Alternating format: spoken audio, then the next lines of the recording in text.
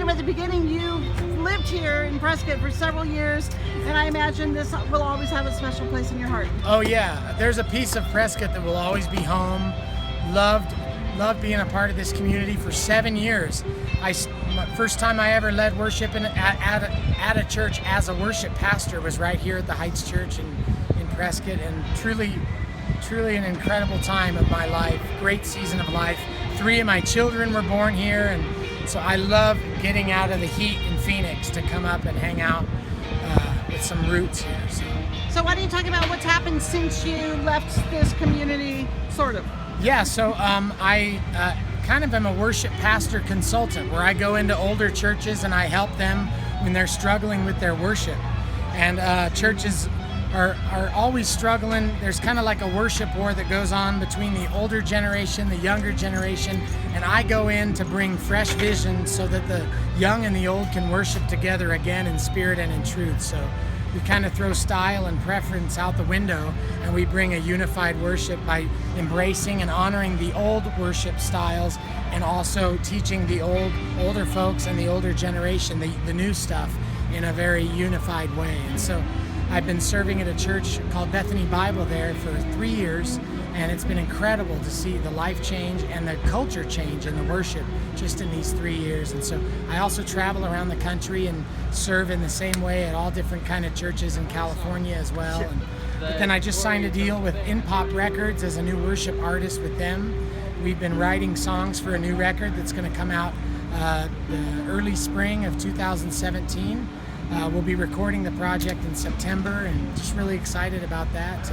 And it's specifically for the church, so it's to build up the bride of Christ and to unify the body. So I think for a long time churches didn't want to sing hymns because they felt that they would turn younger people off, and yet there's so much heritage in the hymns, and the way you do it is great at, making people, like you said, unify. Yeah, exactly. And there's so much depth and wisdom in the songwriting. And as a songwriter myself, I really appreciate that.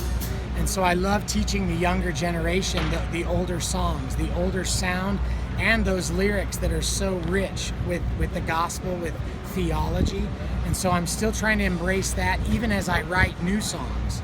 I think we're commanded to bring a new song before the Lord and not just do what we've always done, but bring something fresh and new that relates to our culture. So we're making new stuff, but we're also honoring the older songs. So let's talk about tonight's event. We're here at Elevate in 2016, and you will be performing tonight. Yeah. So will it be the same as the church service just now? Or Nope, it's just me and a fiddle player and a cajon. It's just we're going to do a few songs up front, and I have a new hymns record that I just put out, and so the hymns record. So we're going to do just 3 songs from that new record, and we're going to bring some new life to some old hymns. So it'll be a lot of fun. All right. One of the things that you helped to bring to this community too was the worship with all the churches combined, and that's something God was really able to use you with. And Elevate is almost an extension of that.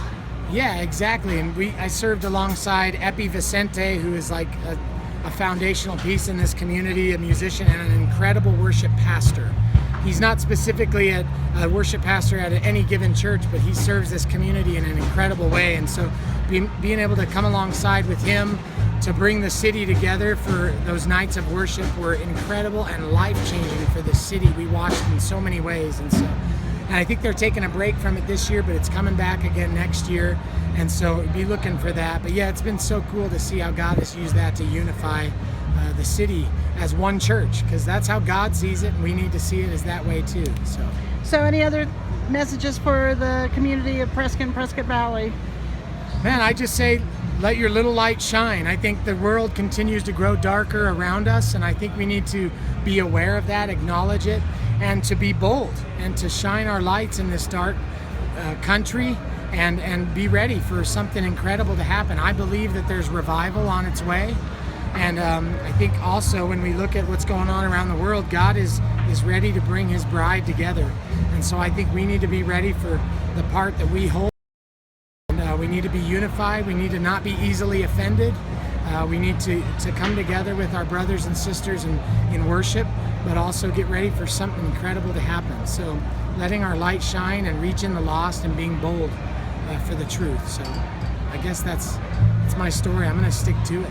Oh Lord my God, when I in awesome wonder consider all the words thy hands have made. You know the words, sing it out. I see the stars.